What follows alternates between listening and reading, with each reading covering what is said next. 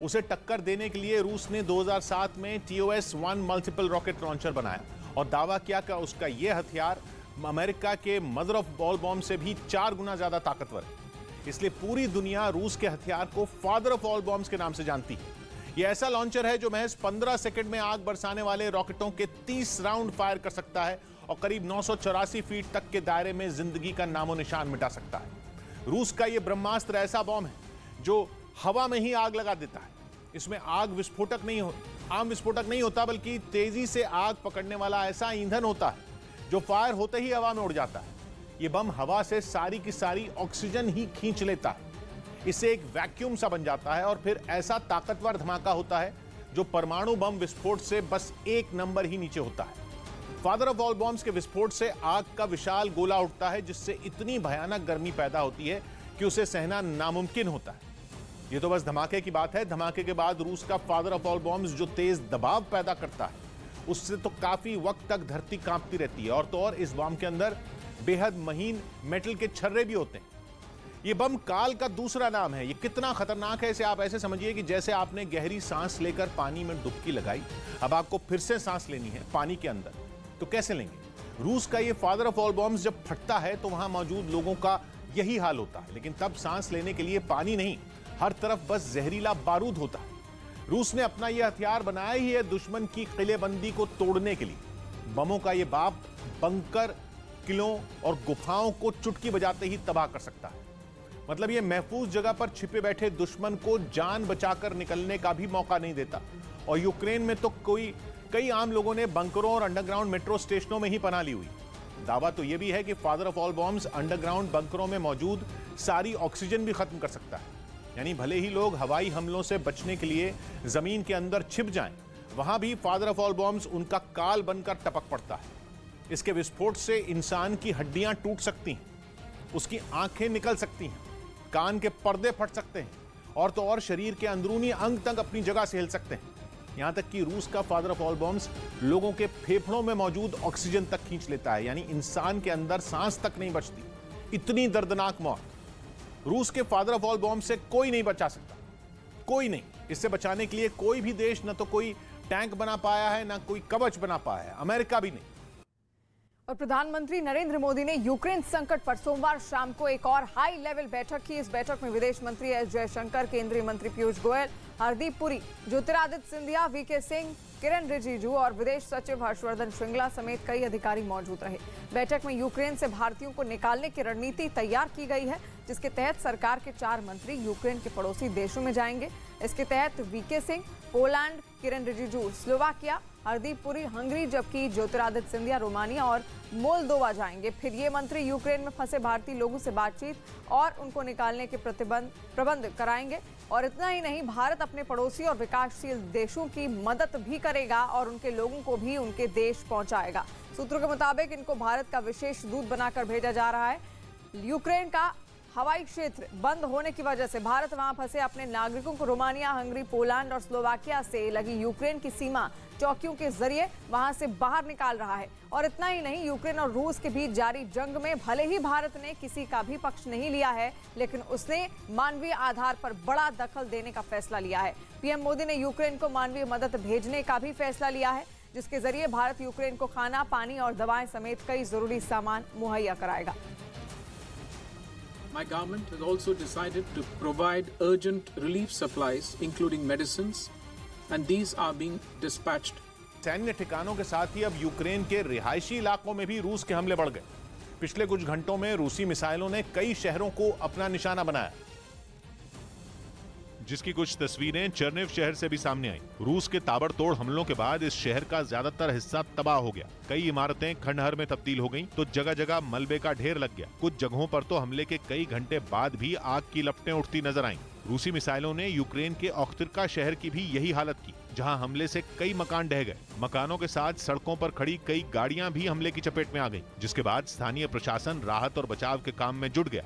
वहां कई लोगों के मारे जाने की खबर है। इसके साथ ही रूसी सैनिकों ने इरपिन शहर के भी रिहायशी इलाके पर बम बरसाए, जिसकी वजह से कई इमारतों में आग लग गई।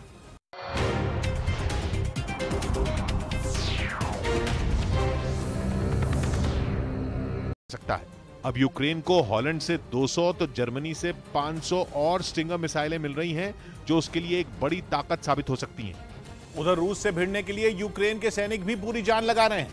राजधानी कीव के पास फास्तिव शहर में भी यूक्रेन की फौज के साथ वहां के नागरिक आकर खड़े हो गए, जिससे यूक्रेन के सैनिकों के हौसले तो बुलंद हुए ही, साथ में आम लोगों ने भी रूस से लोहा लेने का पूरा मन बना लिया। वहां से जो तस्वीरें सामने आई, उनमें फास्तिव की सड़कों पर हथियारों से लैस यूक्रेन के सैनिकों की हलचल बढ़ गई और रूस को पटकनी देने के लिए वो लोग निकल पड़े। जिन लोगों ने अपने देश को बचाने के लिए यूक्रेन के जवानों से हाथ मिलाया, वो खुले आसमान के नीचे बैठ गए और उनसे बम बनाना सीखा। उन लोगों के पास रूसी फौज पर हमले के लिए पेट्रोल बम भी देखे गए। रूस से भिड़ने के लिए यूक्रेन के सैनिकों ने वहां के आम लोगों को हथियार चलाने की ट्रेनिंग दी। साथ ही उन्हें यह भी सिखाया कि हमले में जख्मी होने पर मरहम लगाकर फिर दुश्मन के खिलाफ कैसे खड़ा हुआ जाता है।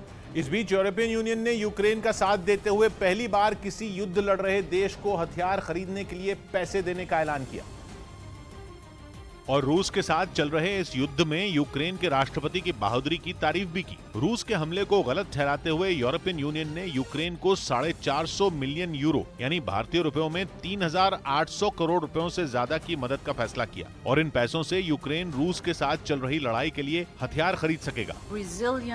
Of the Ukrainian people are outstanding. इस ऐलान के बाद यूक्रेन के राष्ट्रपति ज़ेलेंस्की ने यूरोपियन यूनियन से अपने देश को सदस्यता देने की मांग की।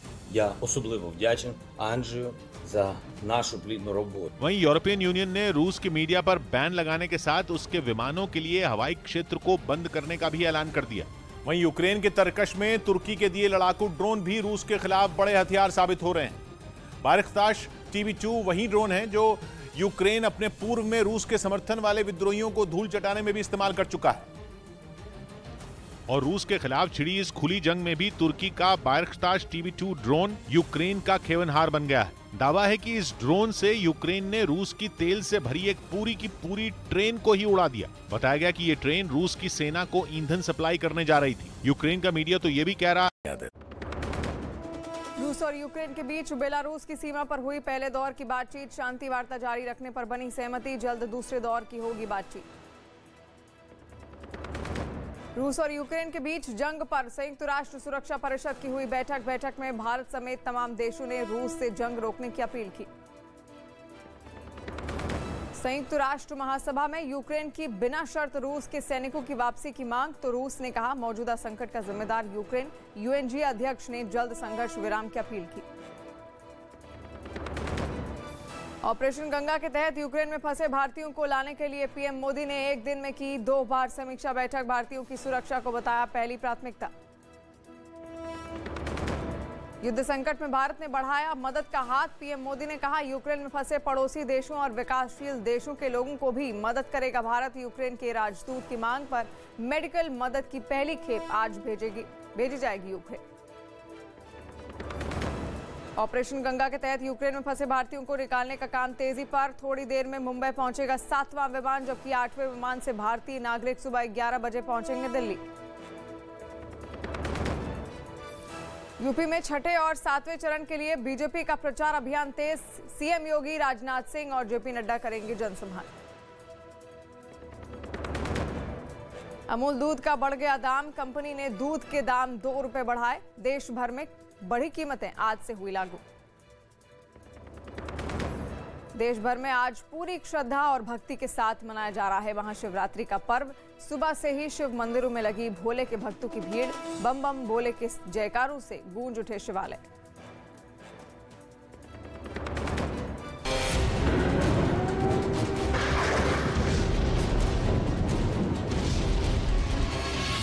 महायुद्ध की सबसे बड़ी कवरेज।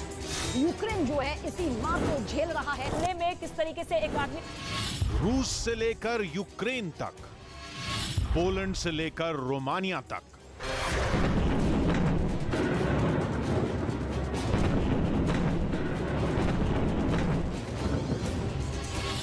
टैंक और मिसाइलों का कहर। यूक्रेन के हर बॉर्डर, हर शहर की खबर तबाही की ये खौफनाक सबीना जुड़ रही है, साथ साथ प्रियंका कांडपाल हमारे साथ जुड़ी हुई है और नीरज भी। यूक्रेन के बस की बात नहीं। युद्ध क्षेत्र से लाइव और एक्सक्लूसिव तस्वीरें सिर्फ न्यूज़ 18 इंडिया पर। आंखें चौंधिया देने वाली रोशनी निकली। धमाका इतना जबरदस्त था कि कई किलोमीटर दूर तक उसकी आवाज सुनी गई। भूकंप आने से जैसे धरती हिलती है, ठीक वैसे ही विस्फोट के बाद जमीन हिल गई। और तो और जिस मकान के सीसीटीवी कैमरे में यह ब्लास्ट हुआ, उस मकान में लगी खिड़कियों के कांच तक टूट गए। रूस के इस हमले का एक दूसरा वीडियो भी सामने आया, जिसमें धमाके के बाद आसमान में कई मीटर ऊपर तक धुएं का गुबार उठता दिखाई दिया। वहीं रूस ने यूक्रेन पर हमले के दौरान दुनिया का सबसे बड़ा विमान नष्ट कर दिया। ये बात यूक्रेन के विदेश मंत्री ने ट्वीट करके दुनिया को बताई। और दुनिया के सबसे बड़े विमान AN-225 की तस्वीर शेयर करते हुए जानकारी दी कि हमले में यह विमान नष्ट हो चुका है। इस विमान का नाम मरिया भी बताया जाता है, जिसका यूक्रेन की भाषा में मतलब होता है सपना। अपने ट्वीट में वहां के विदेश मंत्री ने लिखा कि रूस ने हमारे मरिया को तो तबाह कर दिया, लेकिन वो हमारे सपने को खत्म नहीं कर पाएंगे। यूक्रेन ने दावा किया कि रूस ने हमले में कीव के पास होस्टोमेल हवाई अड्डे पर हमला किया और वहां खड़े मरिया विमान पर बमबारी की, जिसमें वो बुरी तरह झुलस गया। यूक्रेन का कहना है कि वो इस विमान की मरम्मत करेगा, लेकिन ये काम इतना आसान नहीं होगा, क्योंकि इस सपने को पूरा करने में भारतीय रुपयों के हिसाब से 22 करोड़ से ज्यादा रुपए खर्च होंगे और 5 साल का समय लगेगा। लेकिन यूक्रेन का दावा है कि वो अपने इस सपने को जरूर पूरा करेगा और एक नहीं ऐसे कई विमान बनाएगा। यूक्रेन के इस विमान में कई खूबियां हैं, जैसे कि एक बार ईंधन भरे जाने के बाद ये बिना रुके 18 घंटे तक उड़ान भर सकता है। करीब 600 टन वजन का ये प्लेन 640 टन तक का वजन ले जा सकता है। आमतौर पर यह विमान 36,000 फीट की ऊंचाई पर उड़ान भर सकता है, लेकिन अगर जरूरत पड़े तो अपने हिसाब से ऊंचाई कम ज्यादा भी कर सकता है। अपनी इन्हीं खूबियों की वजह से यह विमान विज्ञान, युद्ध क्षेत्र और राहत जैसे कई कामों में इस्तेमाल हुआ। जबकि यूक्रेन के खेरसोन शहर में भीषण युद्ध के दौरान रूस की सेना के कई टैंक तबाह हो गए। बताया गया कि इन टैंकों को ड्रोन के जरिए निशाना बनाया गया। 2 दिन पहले रूस ने यह दावा किया था कि खेरसोन पर उसने कब्जा कर लिया, लेकिन वहां से आए इस वीडियो ने रूस के दावे की हवा निकाल दी। खेरसोन के एक इलाके से युद्ध का जो वीडियो सामने आया, उसमें रूसी सेना का एक टैंक आग की भीषण लपटों में घिरा दिखाई दिया, जबकि उससे निकलने वाला काला धुआं आसपास के इलाके में फैलता नजर आया। देखने से ऐसा लगा जैसे थोड़ी देर पहले ही रूस के इस टैंक को यूक्रेन की सेना ने तबाह किया हो। इस दौरान वहां यूक्रेन का एक सैनिक भी खड़ा दिखा, जबकि एक दूसरा सैनिक जलते टैंक का वीडियो बना।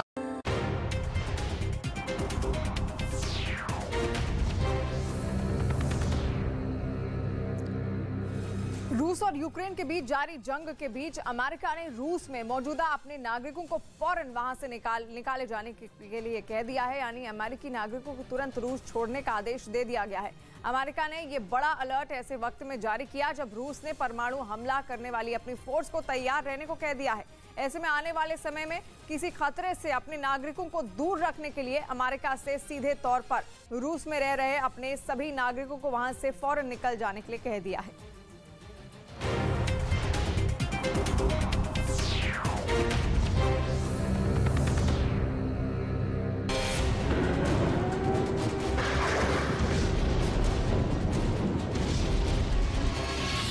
महायुद्ध की सबसे बड़ी कवरेज।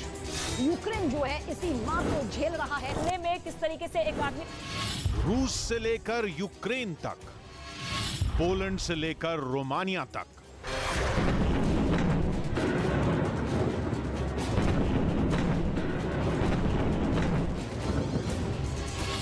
टैंक और मिसाइलों का कहर।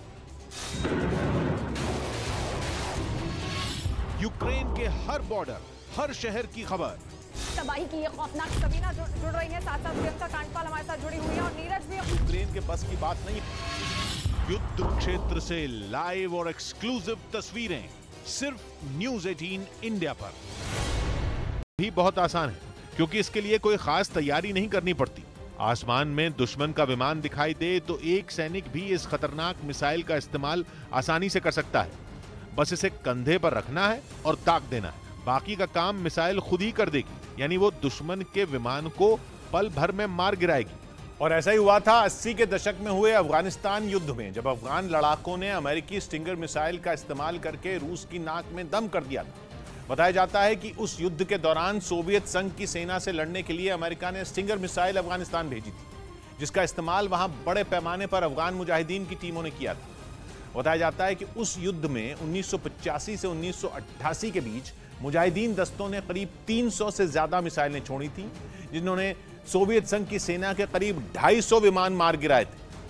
और यही खतरनाक स्टिंगर मिसाइलें अब यूक्रेन के पास बड़ी संख्या में पहुंच रही हैं, जो रूस के हवाई हमलों से निपटने के लिए बड़ी मदद साबित हो सकती है, क्योंकि इनके जरिए बड़ी ही तेजी से हमला किया जा सकता है। इन स्टिंगर मिसाइल को आसानी से एक जगह से दूसरी जगह ले जाया जा सकता है, क्योंकि ये वजन में बहुत ही हल्की होती हैं। मिसाइल और उसके लॉन्चर दोनों को मिलाकर इसका वजन सिर्फ 15 किलो ही होता है, जबकि स्टिंगर मिसाइल की लंबाई भी सिर्फ 5 फीट होती है और इसका इस्तेमाल करके करीब 5 किलोमीटर की दूरी तक के विमान और हेलीकॉप्टर को ढेर किया जा सकता है। अब यूक्रेन को हॉलैंड से 200 तो जर्मनी से 500 और स्टिंगर मिसाइलें मिल रही हैं, जो उसके लिए एक बड़ी ताकत साबित हो सकती हैं। उधर रूस से भिड़ने के लिए यूक्रेन के सैनिक भी पूरी जान लगा रहे हैं।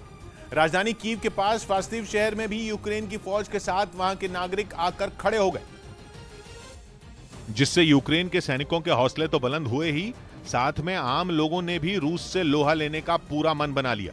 वहां से जो तस्वीरें सामने आई, उनमें फास्तिव की सड़कों पर हथियारों से लैस यूक्रेन के सैनिकों की हलचल बढ़ गई और रूस को पटकनी देने के लिए वो लोग निकल।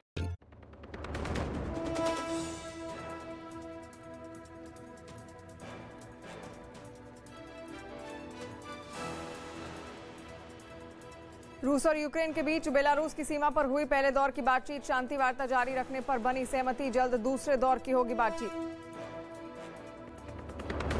रूस और यूक्रेन के बीच जंग पर संयुक्त राष्ट्र सुरक्षा परिषद की हुई बैठक में भारत समेत तमाम देशों ने रूस से जंग रोकने की अपील की। संयुक्त राष्ट्र महासभा में यूक्रेन की बिना शर्त रूस के सैनिकों की वापसी की मांग, तो रूस ने कहा मौजूदा संकट का जिम्मेदार यूक्रेन। यूएनजीए अध्यक्ष ने जल्द संघर्ष विराम की अपील की। ऑपरेशन गंगा के तहत यूक्रेन में फंसे भारतीयों को लाने के लिए पीएम मोदी ने एक दिन में की 2 बार समीक्षा बैठक, भारतीयों की सुरक्षा को बताया पहली प्राथमिकता।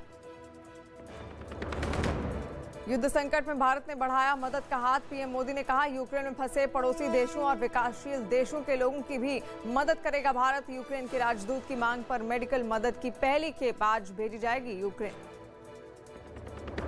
ऑपरेशन गंगा के तहत यूक्रेन में फंसे भारतीयों को निकालने का काम तेजी पर, थोड़ी देर में मुंबई पहुंचेगा 7वां विमान, जबकि 8वें विमान से भारतीय नागरिक सुबह 11 बजे पहुंचेंगे दिल्ली।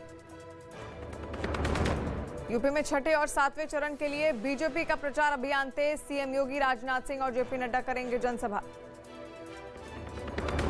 अमूल दूध का बढ़ गया दाम, कंपनी ने दूध के दाम 2 रुपए बढ़ाए, देश भर में बढ़ी कीमतें आज से हुई लागू। देश भर में आज पूरी श्रद्धा और भक्ति के साथ मनाया जा रहा है महाशिवरात्रि का पर्व। सुबह से ही शिव मंदिरों में लगी भोले के भक्तों की भीड़, बम बम भोले के जयकारों से गूंज उठे शिवालय।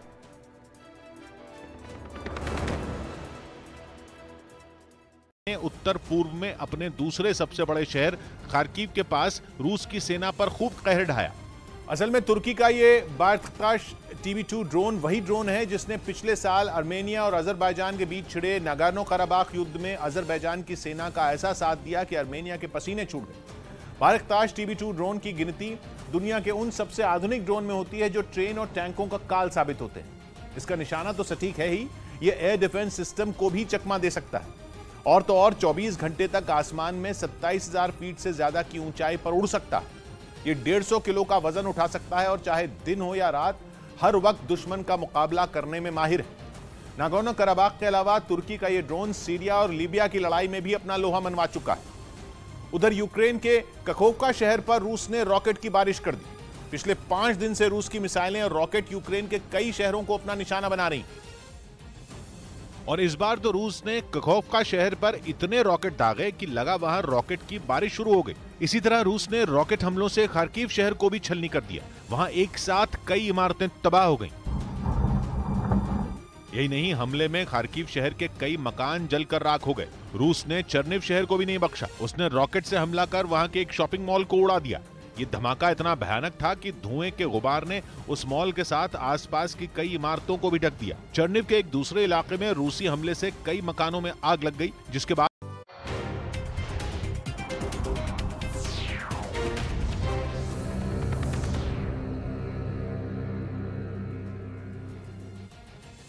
रूस और यूक्रेन के बीच छिड़ी जंग के अगले कुछ घंटे बेहद अहम हैं। इन घंटों में कुछ भी हो सकता है और अब तक यूक्रेन ने जैसे तैसे रूस की सेना को रोक कर रखा जरूर है, लेकिन पुतिन ने यूक्रेन संकट पर अब बातचीत भी की है।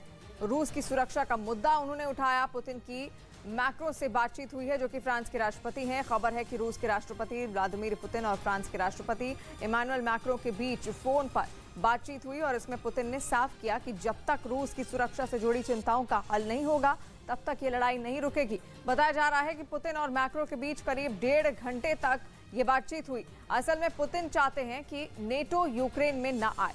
रूस की आशंका है कि अगर यूक्रेन नेटो से जुड़ता है तो नेटो की सेनाएं यूक्रेन के बाणे रूस की सीमा तक पहुंच जाएंगी। पुतिन का ताजा बयान भी सामने इसी को लेकर देखा जा रहा है।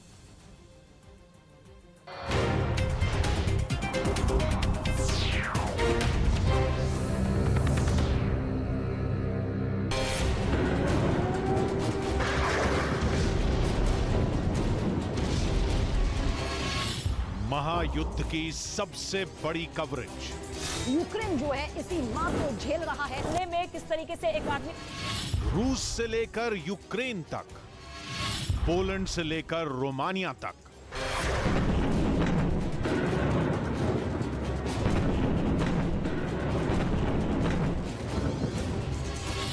टैंक और मिसाइलों का कहर। यूक्रेन के हर बॉर्डर, हर शहर की खबर। तबाही की ये खौफनाक सबीना जुड़ रही है, साथ साथ प्रियंका कांडपाल हमारे साथ जुड़ी हुई है और नीरज भी। यूक्रेन के बस की बात नहीं। युद्ध क्षेत्र से लाइव और एक्सक्लूसिव तस्वीरें सिर्फ न्यूज़ 18 इंडिया पर।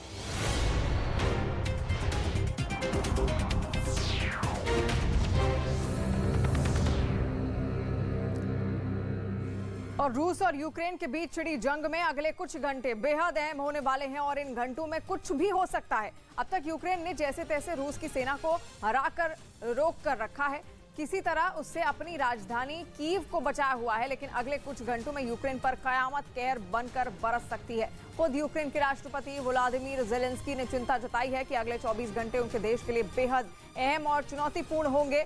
पूरी दुनिया डरी हुई है। डर है कि रूस के उस ब्रह्मास्त्र का जो उसने यूक्रेन के खिलाफ उतार दिया है। माना जा रहा है कि अब पुतिन लड़ाई को लंबा खींचने के मूड में बिल्कुल नहीं है, इसलिए उन्होंने यूक्रेन की कमर तोड़ने के लिए उस पर आखिरी वार करने का मन बना लिया है और ये आखिरी वार होगा रूस के उस हथियार से जो अमेरिका के सबसे ताकतवर गैर परमाणु बम से भी ज्यादा खतरनाक है। ये है फादर ऑफ ऑल बम, जिससे बचाने वाला कोई कवच आज तक नहीं बना है। और ये रूस का ऐसा ब्रह्मास्त्र है जो आज तक नहीं चला, लेकिन डर है कि अब वो चल सकता है। डर है कि यूक्रेन को घुटनों पर लाने के लिए पुतिन कभी भी इस हथियार को चला सकते हैं। यह है father of all bombs, Hindi में कहें तो बमों का बाप, जो अगर रूस ने चला दिया तो यूक्रेन का काम तमाम हो सकता है। दुनिया के नक्शे से उसका वजूद भी मिट सकता है। रूस का यह ब्रह्मास्त्र फादर ऑफ ऑल बॉम्ब्स असल में बेहद खतरनाक TOS-1 मल्टीपल रॉकेट लॉन्चर है, जो जहां फट जाए वहां तबाही मचा देता है।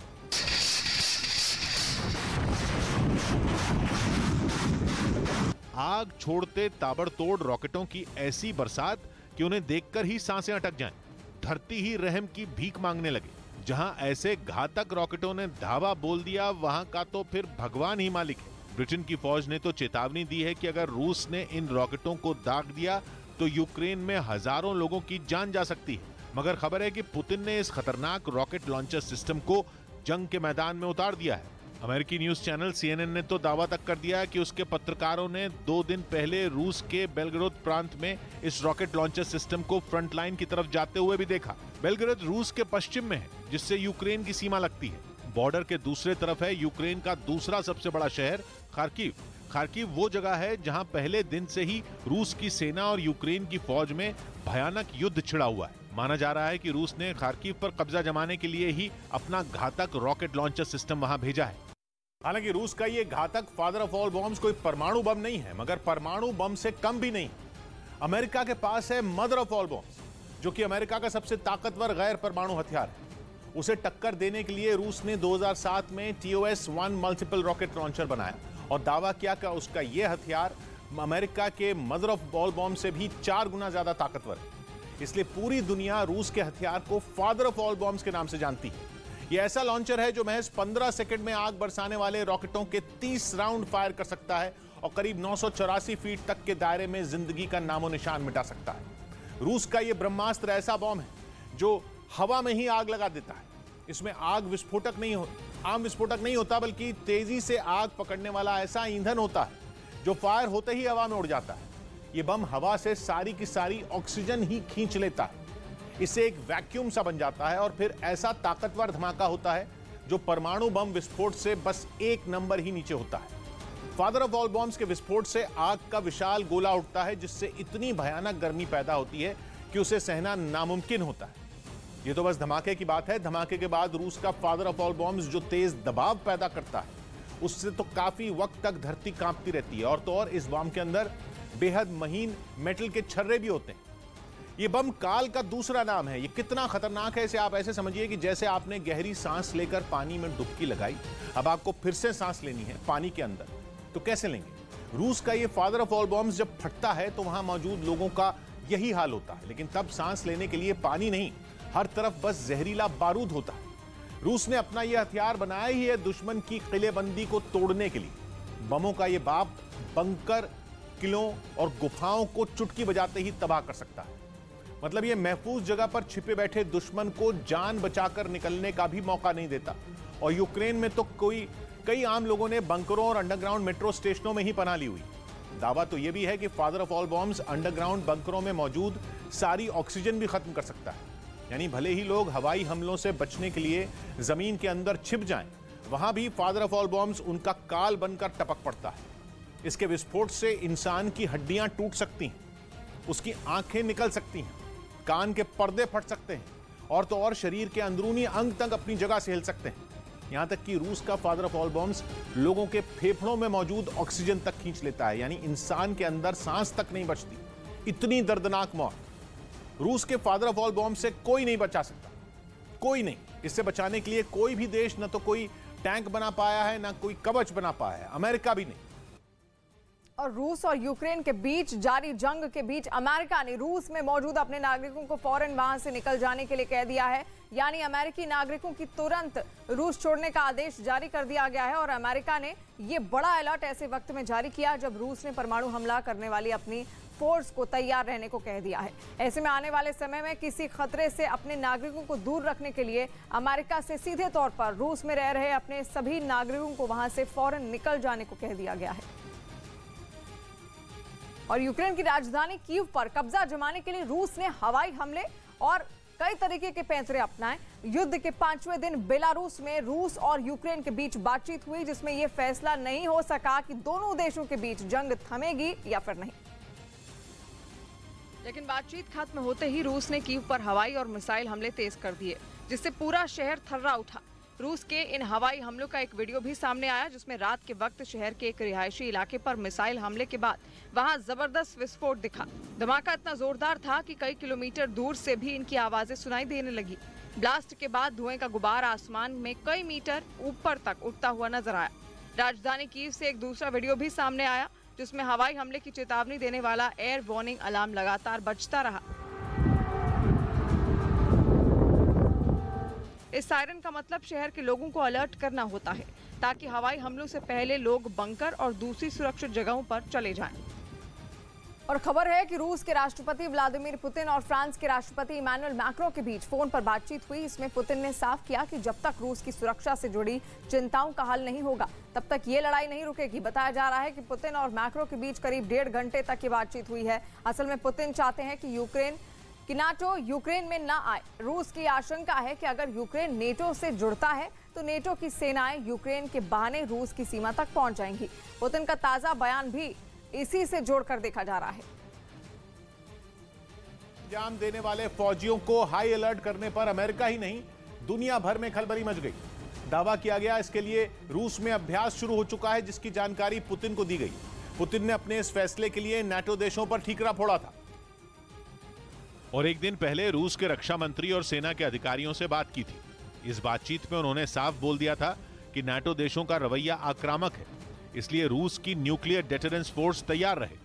Приказываю министру обороны и начальнику генерального штаба перевести силы сдерживания российской армии в особый режим несения боевого дежурства. खबर है पुतिन के ये कहते ही तैयारी शुरू हो गई। सेना ने परमाणु युद्ध का अभ्यास भी किया, जिसके बारे में पुतिन को जानकारी दी गई। वहीं रूस के इस फैसले से सभी देश थर्रा उठे।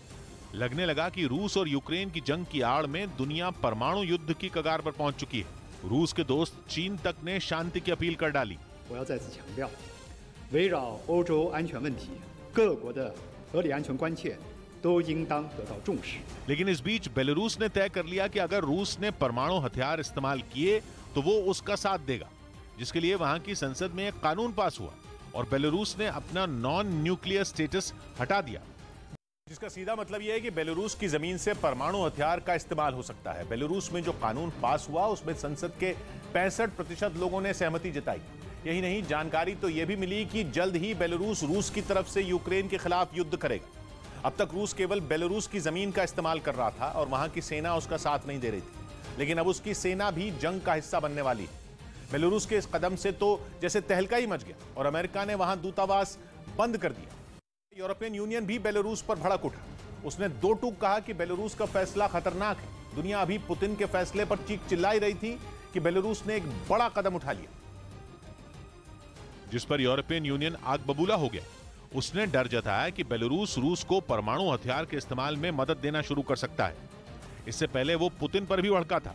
नाटो चीफ ने तो पुतिन के फैसले को खतरनाक बोल दिया था, लेकिन पुतिन ने अपने कदम पीछे नहीं हटाए, उल्टा उन्हें बेलारूस का साथ मिल गया। पुतिन ने अपनी जिस फोर्स को तैयार रहने को कहा है वो परमाणु हमला करने के लिए ही बनी है, जिसका नाम है न्यूक्लियर डेटरेंस फोर्स। आसान शब्दों में कहें तो परमाणु हमला करने और ऐसे हमलों से बचाने वाली टुकड़ी। पुतिन ने नाटो देशों से नाराज होकर इसी टुकड़ी को हाई अलर्ट किया।